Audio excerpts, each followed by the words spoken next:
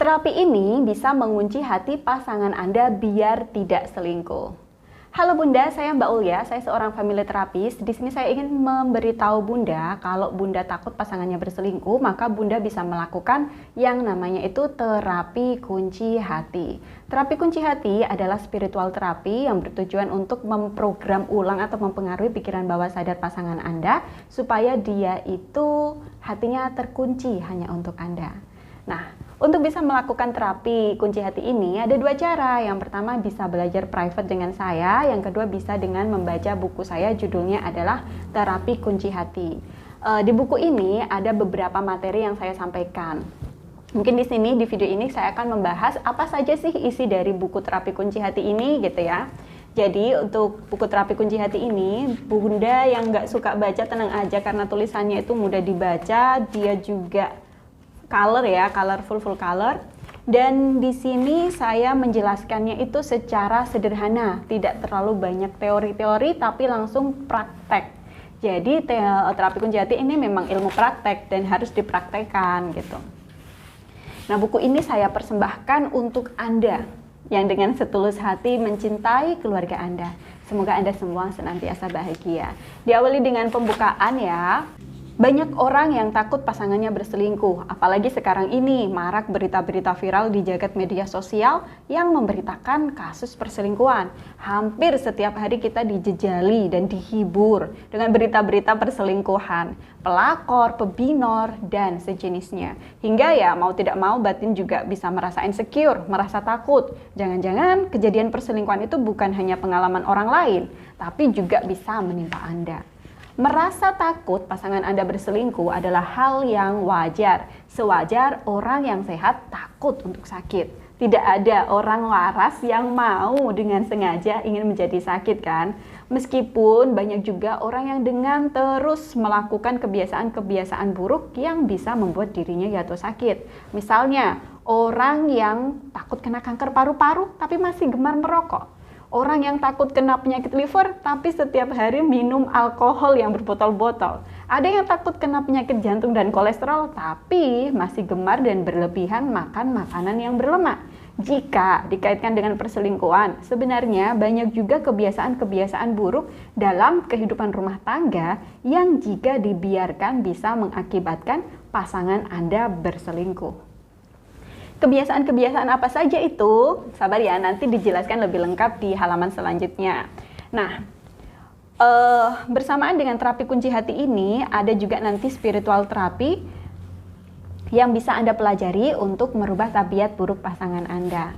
Nah, langsung saya bacakan ya untuk daftar isinya. Yang pertama adalah mengenal konsep spiritual terapi.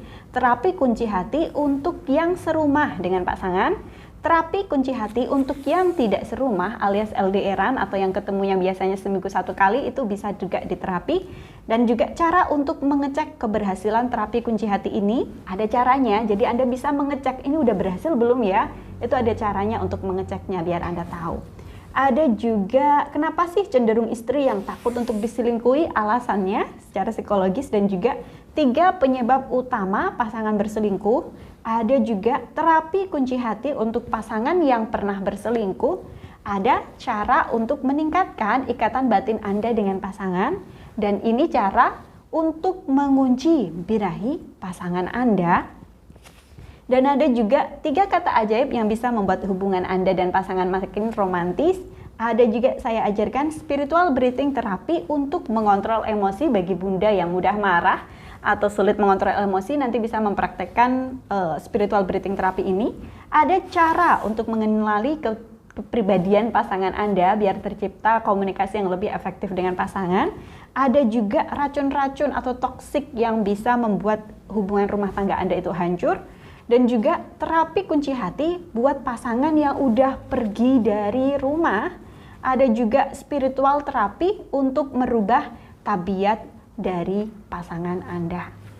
Itu isi-isinya ya. Tapi ini saya jelaskan dengan mudah karena setiap babnya itu lebih ke praktek bukan teori. Dan ini memang untuk dipraktekkan gitu ya Bunda. Ini saya akan membacakan untuk yang mengenal konsep spiritual terapi supaya Bunda itu tahu apa sih spiritual terapi itu gitu ya. Spiritual terapi merupakan terapi kebatinan, sebuah metode terapi dengan menggabungkan teori psikologis, teknik hipnoterapi, dan juga energi kebatinan untuk mempengaruhi alam bawah sadar yang insya Allah halal dan tidak menyimpang dari ajaran agama manapun. Keutamaan dari spiritual terapi ini adalah penggunaan energi spiritual dalam bentuk doa yang digabungkan dengan metode terapi untuk mempengaruhi alam bawah sadar pasangan Anda agar hati dan sukmanya terkunci hanya untuk Anda. Pakai doa, Mbak. Iya, benar, doa. Banyak orang yang salah paham dan menganggap doa itu adalah sesuatu yang berbahasa Arab. Apa-apa yang diucapkan dengan bahasa Arab itulah doa. Kalau nggak pakai bahasa Arab, belum termasuk doa. Kenapa kok gitu ya? Bukankah doa adalah kegiatan untuk meminta kepada Tuhan, kepada Allah Subhanahu wa Ta'ala? Dan Tuhan kita itu memahami semua bahasa, termasuk bahasa sehari-hari kita. Tuhan paham, Tuhan tahu, maka jangan membatasi doa hanya dengan sesuatu yang berbahasa Arab saja atau berbahasa tertentu saja. Karena sebenarnya Allah mengetahui setiap kata yang terucap maupun yang tidak terucap. Itulah doa. Sebagaimana tertuang dalam surat At-Taghabun ayat 4 ini, yang artinya Dia mengetahui apa yang di langit dan apa yang di bumi, dan mengetahui apa yang kamu rahasiakan dan apa yang kamu nyatakan. Dan Allah mengetahui segala isi hati. Karena sejatinya segala sesuatu yang kita ucapkan itu adalah doa. Bahkan segala pikiran atau batin kita itu juga mengandung doa. Makanya Anda perlu berhati-hati dalam berucap, karena jika Anda mengucapkan hal-hal yang buruk, ya keburukan pula yang akan datang. Sebaliknya, jika Anda sering berucap hal-hal yang baik, insya Allah kebaikan pula yang akan datang pada hidup Anda. Sejalan dengan hal ini, prasangka juga bagian dari doa. Semakin sering Anda berprasangka buruk, maka prasangka itu memiliki kemungkinan yang besar untuk menjadi kenyataan. Demikian pula, jika berprasangka baik, maka kebaikan tersebut akan Anda dapatkan. Sesuai dengan hadis Nabi di HR Ahmad, Nabi Muhammad SAW bersabda bahwa Allah Subhanahu wa Ta'ala berfirman, "Aku sesuai prasangkaan baik hambaku, maka hendaklah ia berprasangka kepadaku sebagaimana yang ia mau." Segala prasangka Anda itu didengarkan oleh Allah Subhanahu wa Ta'ala. Hati-hati ya dalam berprasangka. Oke, baik, kembali ke konsep spiritual terapi ya. Spiritual terapi yang saya maksudkan di sini adalah gabungan dari energi spiritual doa yang disampaikan dengan pendekatan dan teknik-teknik psikologis agar bisa merubah atau merekonstruksi pikiran bawah sadar pasangan Anda. Bagi yang belum tahu, dalam teori psikoanalisis, pikiran manusia itu terbagi antara pikiran sadar dan pikiran bawah sadar, di mana pikiran bawah sadar ini itu memiliki pengaruh yang jauh lebih dominan daripada pikiran sadar manusia. Karena di pikiran bawah sadar atau unconscious mind biasanya sebutnya ya, itu sangat luar biasa. Dia bisa mempengaruhi perilaku, pola pikir, kebiasaan, dan sikap manusia. Nah, makanya kalau Anda bisa memanfaatkan kelebihan unconscious mind ini, Anda bisa menanamkan doa atau afirmasi positif pada pikiran bawah sadar pasangan Anda, termasuk doa afirmasi untuk membuatnya setia dan hatinya terkunci hanya pada Anda seorang. Sampai sini Anda mungkin bertanya, apa hubungan teori pikiran bawah sadar ini dengan doa, Mbak? Oke, gini ya, seperti yang sudah saya sampaikan di awal, segala yang Anda ucapkan adalah doa. Dan doa akan mempengaruhi prasangka Anda. Doa ini juga bisa digunakan sebagai bentuk afirmasi atau sugesti yang dapat dimasukkan ke dalam ruang lingkup pikiran bawah sadar Anda dan pasangan. Dengan demikian nanti hasilnya bisa lebih maksimal. Jadi singkatnya, spiritual terapi ini adalah menggunakan doa kepada Tuhan sebagai media untuk memberikan afirmasi atau mempengaruhi pikiran bawah sadar pasangan agar dia menjadi pasangan yang baik dan setia. Itu kan yang Anda inginkan, punya pasangan yang baik dan juga setia. Terus gimana Mbak caranya? Oke, cara untuk melakukan spiritual terapi saya jelaskan di halaman berikutnya. Di halaman ini ada spiritual terapi untuk mengunci hati pasangan yang masih serumah, yang tinggal serumah bisa melakukan terapi ini. Ini lebih efektif kalau serumah karena bisa diucapkan nanti saat menjelang tidur gitu. Kenapa sih Mbak kok harus menjelang tidur gitu diucapkannya? Soalnya kalau gini, kalau Anda yang udah pernah melihat atau mendapatkan layanan konseling biasanya dengan teknik hipnoterapi itu ya, seorang terapis itu akan membuat pasiennya itu berada pada kondisi yang tenang, yang rileks dan bahkan tertidur. Baru nanti setelah pasien itu tertidur atau tenang dan rileks tadi, dimasukkanlah terapi itu memasukkan afirmasi-afirmasi positifnya gitu. Kondisi rileks, kondisi terang yang diperlukan dalam proses hipnoterapi ini itu dinamakan kondisi trans. Kondisi trans ini adalah pintu gerbang untuk bisa masuk ke dalam pikiran bawah sadar seseorang.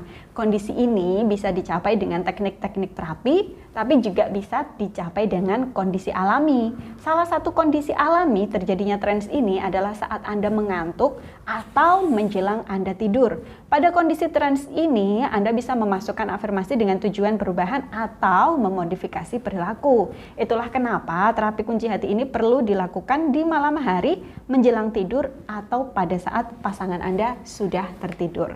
Gitu ya Bunda ya. Oke, untuk pasangan yang LDR-an tenang aja, ada juga cara terapi untuk mengunci hati pasangan yang tidak tinggal serumah. Ada juga cara untuk mengecek keberhasilan terapi, ini bisa dibaca di halaman 24. Nah, perlu Anda ketahui ya, terapi kunci hati ini bukan alat sulap, bukan juga mantra yang bim salah bim, boom, langsung berubah, langsung setia gitu, nggak bisa ya. Kita ini manusia memiliki keterbatasan, kita kan bukan Tuhan yang bisa berfirman, kun, fayakun, kita nggak bisa ya. Jadilah, langsung jadi, nggak bisa. Jadi, jangan terlalu terburu nafsu, baru sekali terapi langsung cukup. Lakukan terapi ini secara teratur, secara istiqomah. Jadi bisa setiap hari kalau ingin hasilnya maksimal. Karena semua itu butuh proses. Proses ini bisa cepat, bisa juga sangat cepat. Tentunya berbeda waktunya bagi tiap-tiap orang gitu ya. Nah ini sudah saya jelaskan cara step-step untuk mengecek apakah terapi yang Anda lakukan itu sudah berhasil atau belum gitu. Selain itu, saya juga sering banget ditanyain, kenapa sih Mbak kok istri yang cenderung takut pasangannya selingkuh? Nah ini juga saya jawab di bab ini, juga alasannya kenapa sih harus takut gitu ya. Dan juga ada juga bab penyebab utama pasangan berselingkuh. Ada 3 penyebab utama pasangan berselingkuh. Yang pertama itu karena kurang perhatian dan kurang kenyamanan di rumah. Yang kedua karena pengaruh dari pihak ketiga. Dan yang ketiga karena udah tabiatnya. Nah, bagaimana sih Mbak cara-cara untuk menghadapi pasangan yang berselingkuh dengan alasan-alasan tersebut? Di sini sudah saya jelaskan lengkapnya bagaimana cara menghadapinya ya. Nah, ada juga nih terapi kunci hati untuk pasangan yang pernah berselingkuh.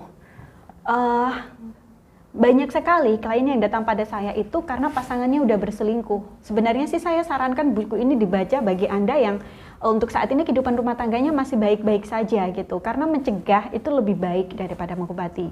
Namun jika ternyata sekarang ini memang kondisinya pasangan Anda udah pernah berselingkuh, terus Anda ingin mengunci hatinya, itu juga saya ajarkan di sini di halaman 44, terapi kunci hati untuk pasangan yang pernah berselingkuh. Itu ada caranya tersendiri, nanti bisa Anda baca dan Anda pelajari ya.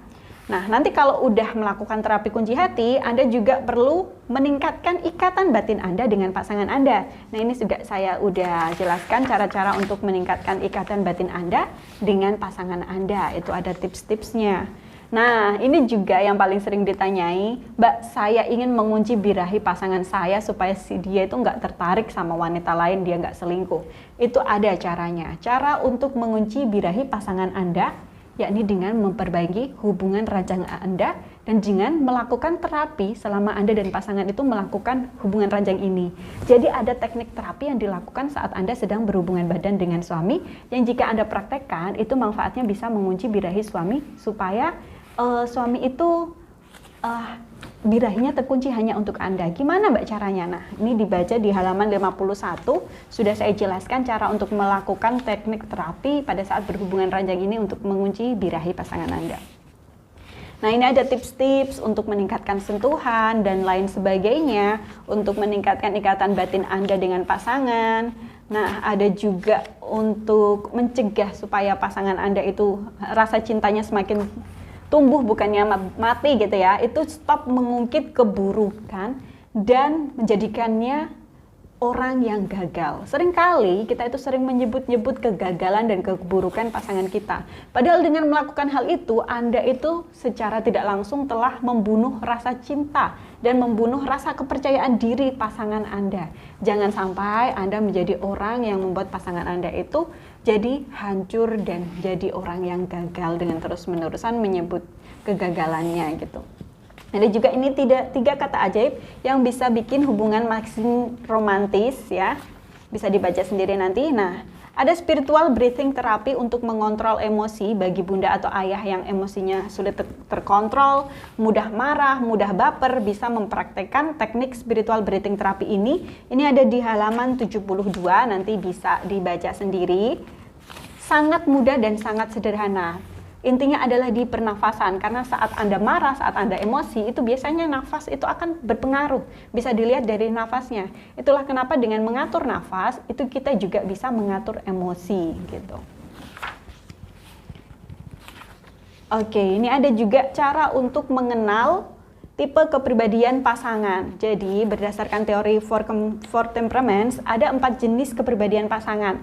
Ada sanguinis, melankolis, plekmatis, dan juga koleris, di mana masing-masing dari keempat tipe kepribadian ini punya kecenderungan yang berbeda dalam menerima pesan, dalam berkomunikasi. Ada tipe yang suka to the point aja deh kalau ngomong gitu. Ada yang suka diceritakan detail, panjang, lebar, pokoknya runtut gitu ada.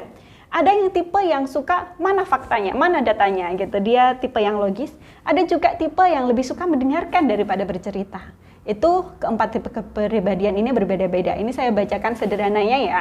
Untuk tipe kepribadian sanguinis, ini adalah orang yang ramah. Dia mudah bergaul dengan siapa saja. Dia cenderung suka berkumpul dengan banyak orang. Dia aktif, humoris, gemar bercerita. Nah, itu artinya pasangan Anda adalah tipe sanguinis ini. Untuk tipe melankolis, jika pasangan Anda termasuk orang yang serius, dia tertutup, dia cerdas, kritis, teliti, dan selalu berhati-hati dalam mengambil keputusan, itu tandanya pasangan Anda adalah tipe kepribadian melankolis. Nah, terus ada juga tipe kepribadian plekmatis. Seorang plekmatis adalah tipe yang menyenangkan untuk dijadikan teman. Dia bisanya penurut, ikut, manut, tidak suka diberi tanggung jawab, dan tidak suka membuat keputusan. Dia itu senang kalau ada temannya senang, dia mudah sedih kalau ada orang sedih di dekatnya. Nah, itu tipe plekmatis.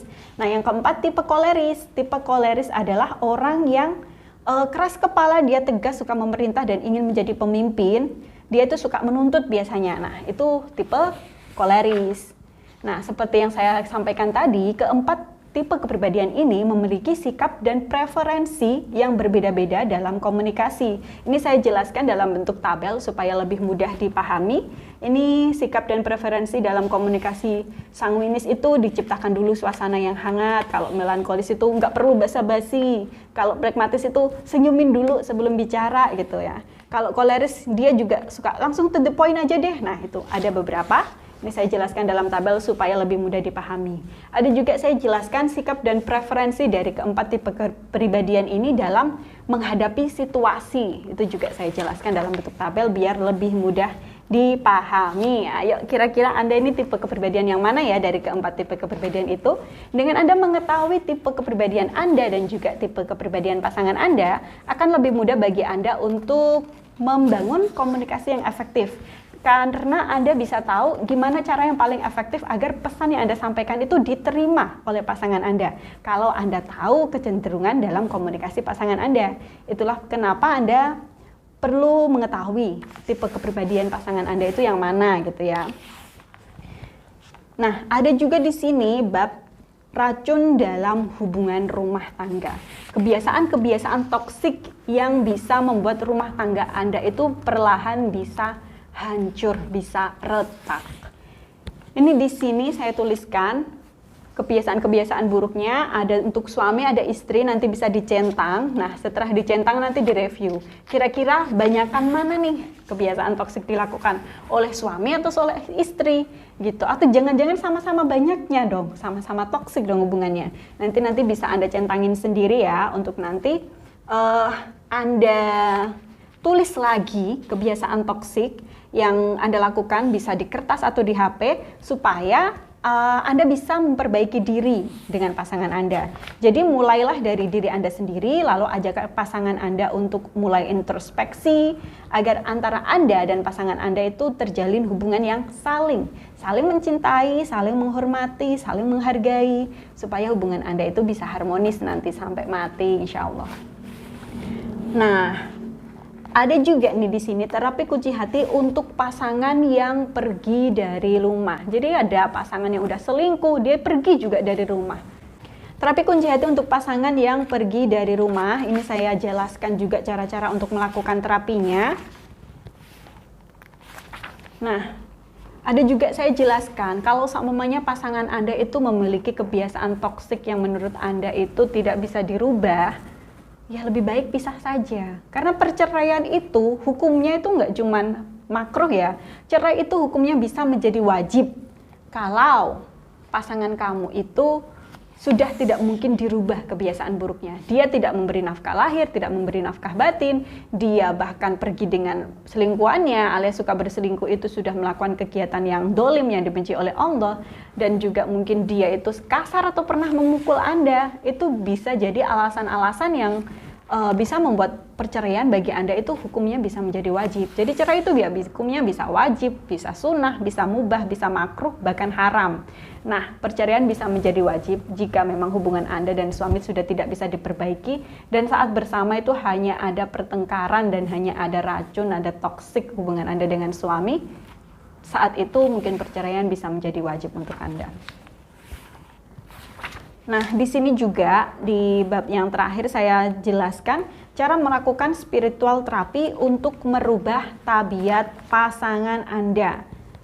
Perlu saya sampaikan ya, merubah tabiat sendiri aja itu sulit ya Bunda ya. Apalagi merubah tabiat orang lain, termasuk itu suaminya Bunda. Jadi kalau memang Anda ingin merubah tabiat orang lain, Anda harus siap dengan prosesnya, dengan cara-caranya, dengan langkah-langkahnya gitu.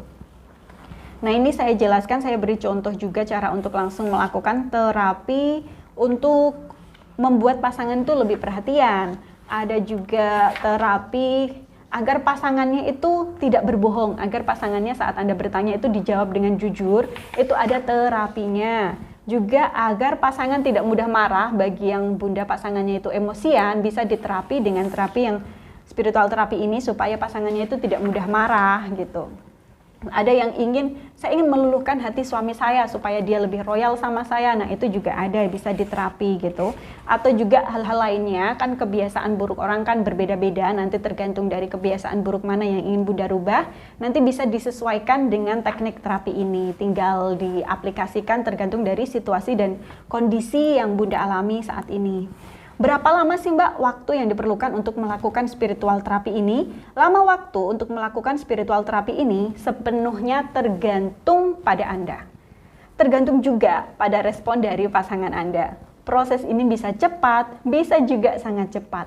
Mungkin butuh 1 hari, 1 minggu, atau 1 bulan ya, masing-masing untuk masing-masing doa afirmasi. Yang pastinya hasilnya pada semua orang akan berbeda-beda ya Bunda ya.